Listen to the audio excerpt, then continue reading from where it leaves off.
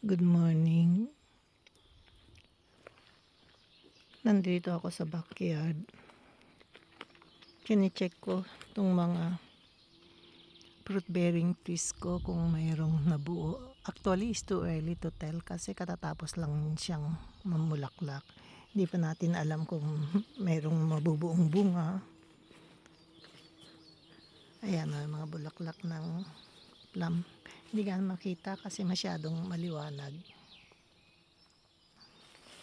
Ito yung peras. Hindi lahat yan mabubuo pero mayroon ka nang makikitang mga signs na may bunga na siya. Ayan o.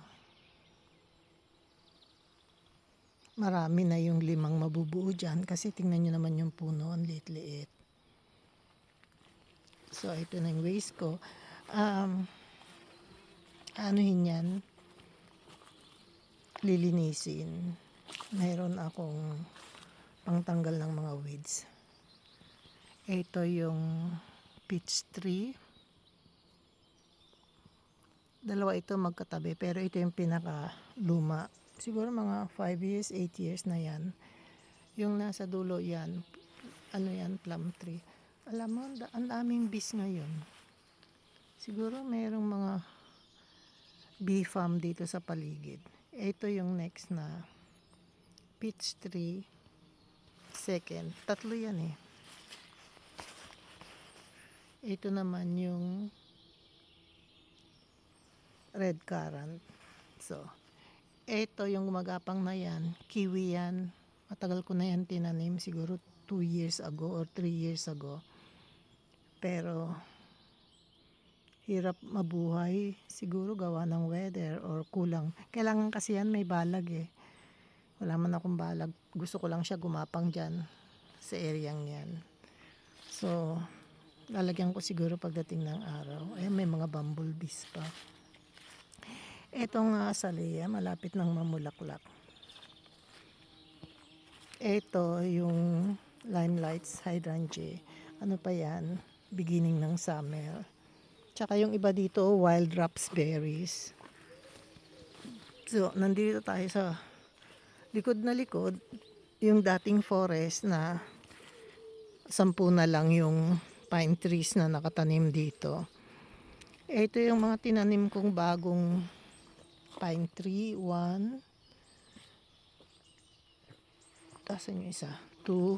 Bali 3 yan eh.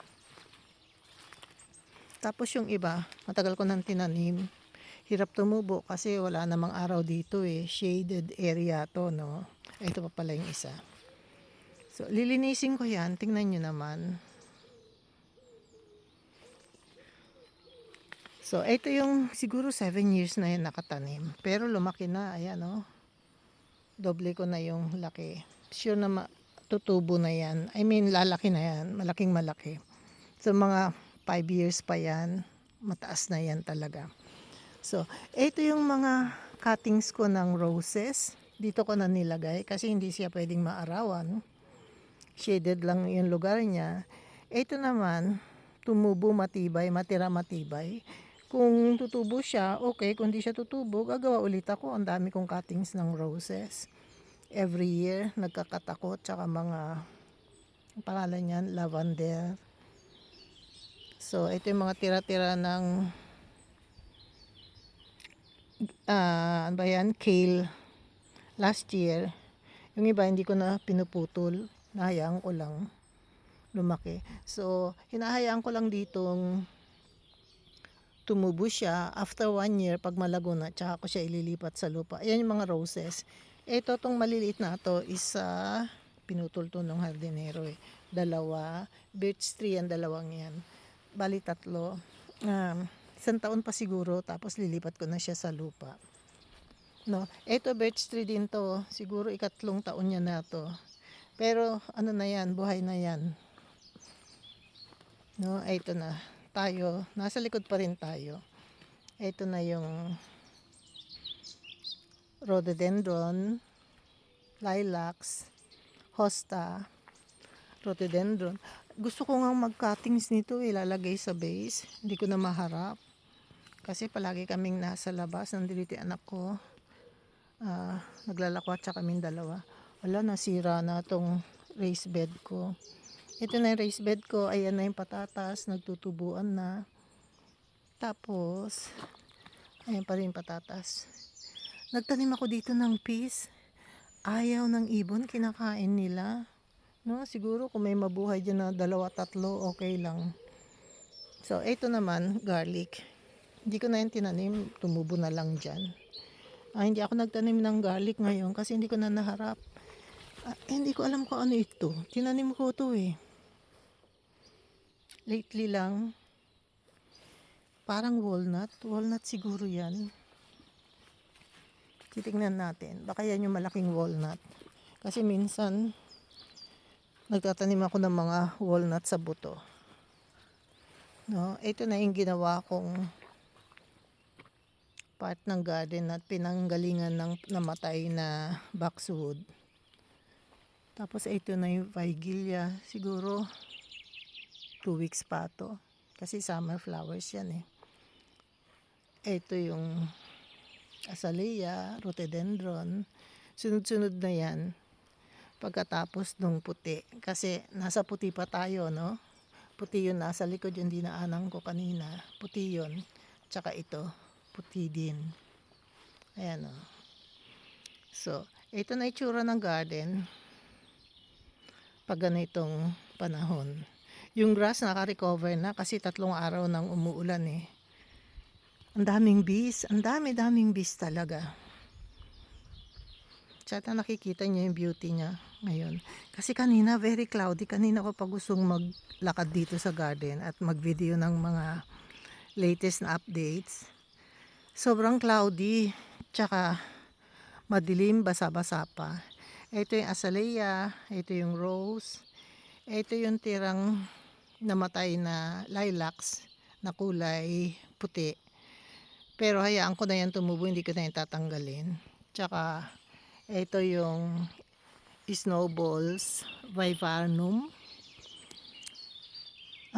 Siguro 1 week pa o kaya pag nag full sun ngayon, lalabas na yan talaga. Ito yung white rhododendron. Ito yung nakalimutan ko nitong dilaw na to eh. Every year namumulaklak yan eh, pero once a year lang. Ito, itong kulay puti, bagong tanim lang yan. Ito mga roses, no? At saka lilies. Ito yung yellow azalea. So, yan yung white rhododendron. Ito yung purple. Ito yung pillar cherry blossom. Kasi pataas yan eh. Hindi yan nagle-left and right. Diretso lang ang tubo niyan. So, ito na yung garden.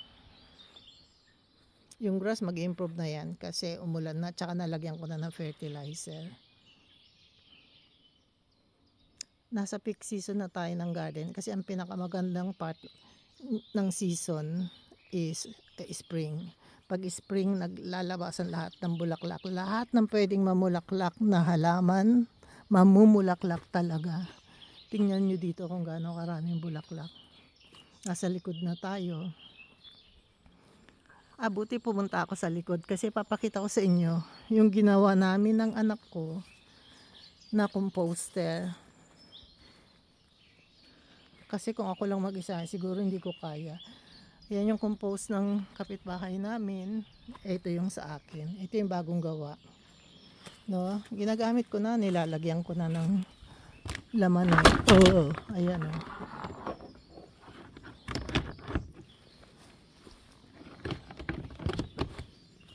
So, yan na siya. Tapos sa itaas niya, hazelnut.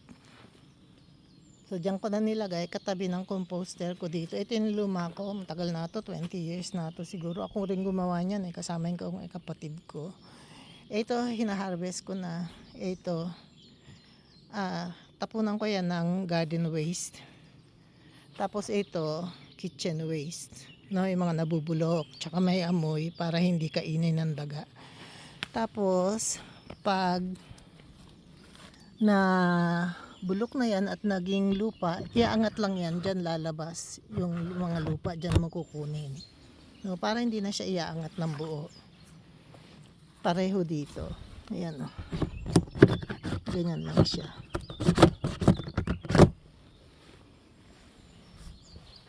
So, balik na tayo sa harap. Ganito na siya kaganda, pero syempre, tatanggalan ko pa rin ng weeds.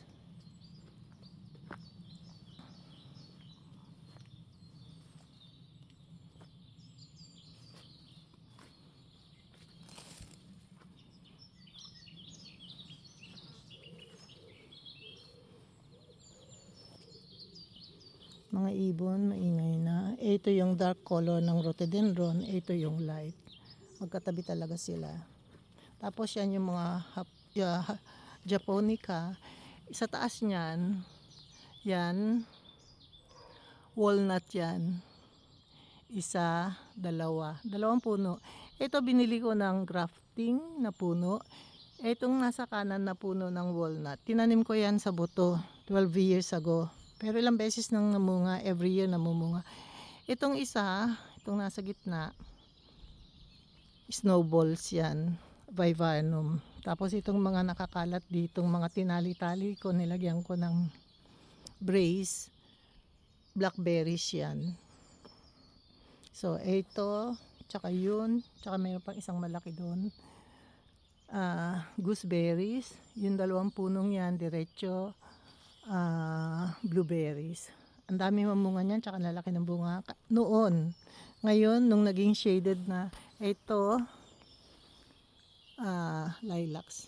Kaya ako dito tinanim, daanan ko, kasi napakabangong lilacs yan. Yan yung pinakamabango sa lahat. Pero ang kunat, mabuhay. Ibig sabihin, hindi siya lumalaki ng malaking malaki. So, ito na yung rose, ito na yung Rosarium Utterson, may rose din dito. Yan yung lilacs. Ito, puputulin ko to. I-video ko din pag pinutol ko kasi mukhang namatay. No? Puno ng lilacs. Okay lang yan kasi ang dami kong lilacs. Yung kulay na yan. Ayan o. Maroon. Ang dami ko niyan. Ano ko yan eh, tanim ko pa yan sa Hamburg dun sa bahay namin. Nagdala ako ng maliit lang na tangkay, tapos tinanim ko. Ayan, biglang dumami. Ito yung Japanese magnolia, meron pa rin. Ayan yung white rhododendron. Yung mga roses hindi pa time. Etong cherry blossom, tapos na to eh. Kailangan natin kuhanan ng malayo para makita nyo. Ayan o, tapos na yan. So, ayan na yung garden ngayong spring. Tapos, ito dahan-dahan na ako naglilinis dito. Ayan o. Madali lang to. Unti-unti kong ginagawa. Ayan o. Mula ng 3 araw, kaya ako tumigil. So, nakabili na rin ako ng mga seedlings ng chilies. Ito is Snapdragon. Kalimutan ko na kung pangalan yan. May mga binili na ako mga bulaklak. Ito yung verbena. Bumili ako ng oregano at saka rosemary na naman. Itatanim ko yan ngayon or bukas. So, ito ang latest sa garden. Wala pang malaking improvement kasi malamig pa rin. Ayan na yung mga seedlings na binili ko yung nasa baba.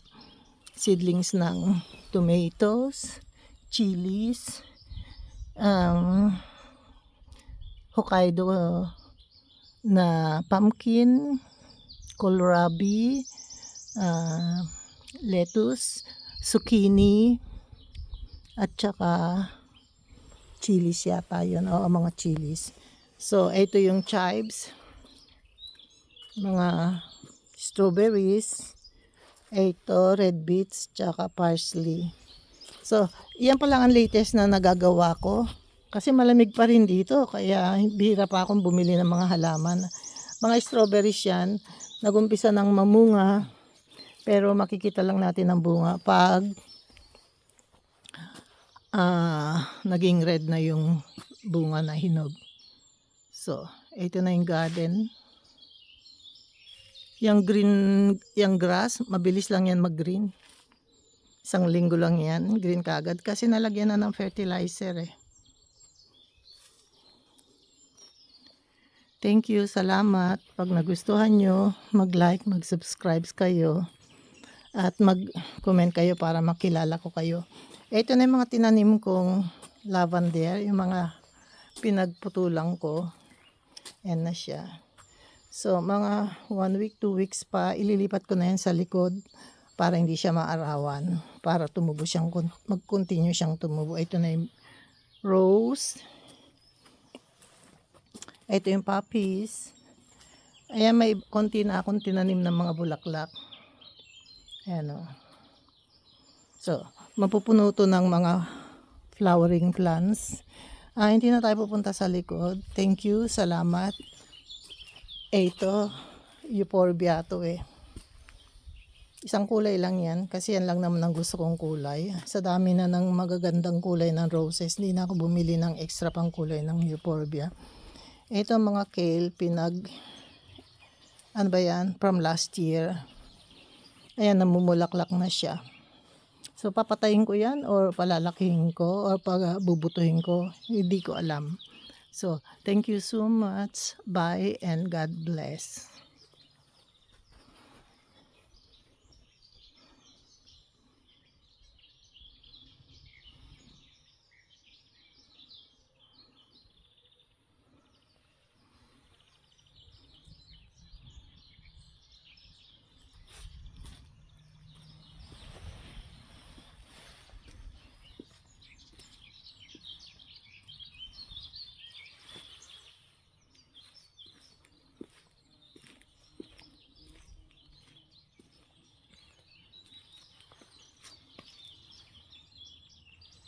Apple tree din ito. Ito yung early apples. Ang dami niya talaga mamulaklak. At saka nagiging bunga lahat yan. Bye!